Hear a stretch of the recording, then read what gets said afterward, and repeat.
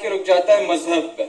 India secular state ہے اور ہم نے امبیڈ کر دیا ہے مذہب کو اپنے کانسٹیٹیوشن میں بھی, اپنے ہر انڈیویجول لائفز میں بھی, سوشل لائفز میں بھی. ہم اس کے علاوہ سوچتے ہی نہیں ہیں. اب انڈیا ایک سیکولر اسٹیٹ ہے, وہاں پہ ہر کسی کو اجازت ہے کہ بھائی وہ اپنا بزنس کرے, اپنا فارن کنٹری سے انویسٹمنٹ لائے. ڈفرنس تب شروع ہوا جب وہاں کی اسٹیٹ نے ان کو اون کیا, انہیں پروموٹ کیا, لیکن اس کے برعکس ہماری اسٹیٹ نے ہمیں غریب عوام کو یہاں پر بالکل بھی اس کو اون نہیں کیا, یہاں پہ سچ کو اسٹارٹ اپ کلچر کو پروموٹ نہیں کیا, اور جو بالکل ڈاؤن ٹروڈن سیکشنز آف سوسائٹی تھے بالکل بھی انہیں وہ مواقع میسر نہیں کیے جن کی وجہ سے وہ آگے آ سکیں.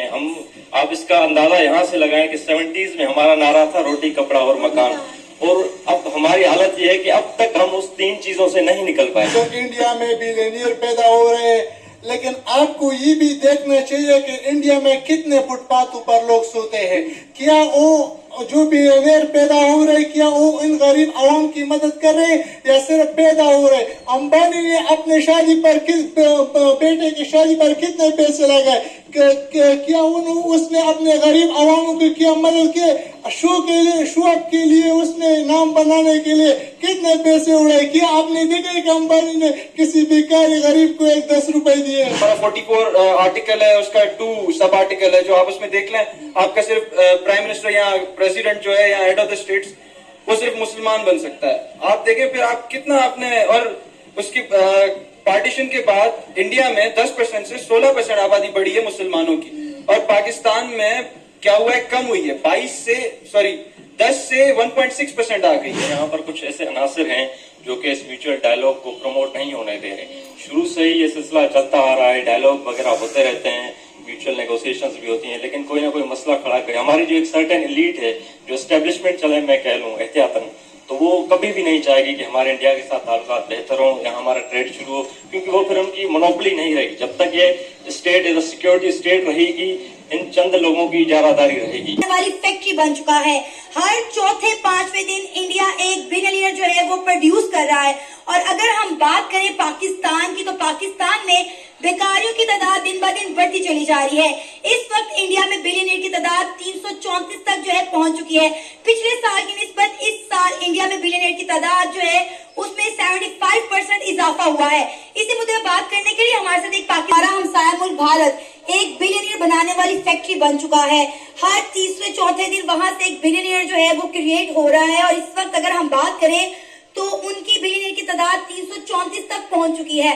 اور اگر ہم بات کریں پاکستان کی, تو پاکستان میں دن بہ دن بیکاریوں کی تعداد بڑھتی چلی جا رہی ہے. آپ کسی چوک چوراہے میں کھڑے ہو جائیں یا آپ کسی مارکیٹ میں کھانا کھانے بیٹھ جائیں, لوگ آپ کا کھانا کھانا حرام کر دیتے ہیں. ہر سیکنڈ کے بعد آپ کے پاس ایک بیکاری جو ہے مانگنے آ جاتا ہے. اسی کے ساتھ ساتھ ہم نے دیکھا ہے کہ سعودی عربیہ نے, عراق, ایران نے, ایون کہ UAE نے پاکستان پر پابندیاں عائد کر دی ہیں, کیونکہ ان کا کہنا ہے کہ پاکستانی یہاں سے چلے تو جاتے ہیں لیکن وہاں جا کر جو ہے بھیک مانگتے ہیں, جرائم کرتے ہیں.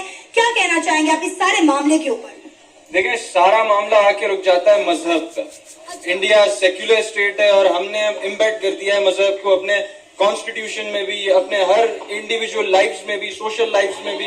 ہم اس کے علاوہ سوچتے ہی نہیں ہیں. اب انڈیا ایک سیکولر اسٹیٹ ہے, وہاں پہ ہر کسی کو اجازت ہے کہ بھائی وہ اپنا بزنس کرے, اپنا فارن کنٹری سے انویسٹمنٹ لائے اور فیکٹریز لگائے. پاکستان میں آپ دیکھ لیں, ایون کانسٹیٹیوشن میں بھائی آپ کا پرائم منسٹر نہیں بن سکتا. ہمارا 44 آرٹیکل ہے, اس کا 2 سب آرٹیکل ہے, جو آپ اس میں دیکھ لیں. آپ کا صرف پرائم منسٹر یا پریزیڈنٹ جو ہے یا ہیڈ آف دا اسٹیٹس وہ صرف مسلمان بن سکتا ہے. آپ دیکھیں پھر آپ کتنا آپ نے, اور اس کی پارٹیشن کے بعد انڈیا میں 10% سے 16% آبادی بڑھی ہے مسلمانوں کی, اور پاکستان میں کیا ہوا ہے, کم ہوئی ہے, 10 سے 1.6% آ گئی ہے. تو ایک تو یہ فیکٹر ہو گیا ہے. دوسرا یہاں پہ ہم یہ کہیں گے کہ ایجوکیشن سیکٹر بھی بہت تباہ ہے بنسبت انڈیا کے. انڈیا کی ایجوکیشن لٹریسی ریٹ بہت اچھا ہے, ایون بنگلہ دیش کا لٹریسی ریٹ بہت اچھا ہے. بنگلہ دیش نے کیا کیا کہ سب کو اکنامک فریڈم دیا, ان کو فیکٹریز گھروں میں اجازت دی. انڈیا نے بھی سٹارٹنگ میں یہی کیا تھا, ہر کسی کو دیا تھا فریڈم, آپ نے اکنامک فریڈم. اور پاکستان نے کیا کیا ہے, پاکستان نے ٹیکسز لگا دیے 100. دیکھ لیں آپ ہمارا کتنا انہوں نے بڑھا دیا اس پہ ٹیکسز. ایون سیلریڈ کلاس پہ اتنے ٹیکسز ہیں, جب ہمارا بیسک کور نہیں ہو رہا ہے, روٹی کپڑا مکان پانی گیس اور ان چیزوں کے مسئلے مسائل حل نہیں ہو رہے, تو ہم اور بلینئر بننے کا کیا, ہم ملینئر بننے کا بھی نہیں سوچ سکتے. لیکن اب آپ یہ دیکھیں کہ ہم نے ہمیشہ انڈیا کو اس بات پر تنقید کی ہے کہ بے شک انڈیا دنیا کی 5ویں بڑی اکانومی بن گیا, لیکن انڈیا میں جو ہے وہ غربت ختم ہونے کا نام نہیں لے رہی. لیکن اس کی بجائے آپ پاکستان میں دیکھیں کہ دن بہ دن پاکستان میں کتنی غربت بڑھ چکی ہے. اب دیکھیں کہ پاکستان میں پاکستانی رہنا پسند نہیں کرے, کتنے پاکستانی ہر سال جو ہے وہ پاکستان چھوڑ کر جا رہے ہیں. ایون کہ مجھے کل ایک خبر سننے کو ملی کہ 50,000 سے زیادہ جو ہے پاسپورٹ بننے کی ریکویسٹ جو ہے وہ پہنچ گئی ہے ہمارے پاسپورٹ آفس میں.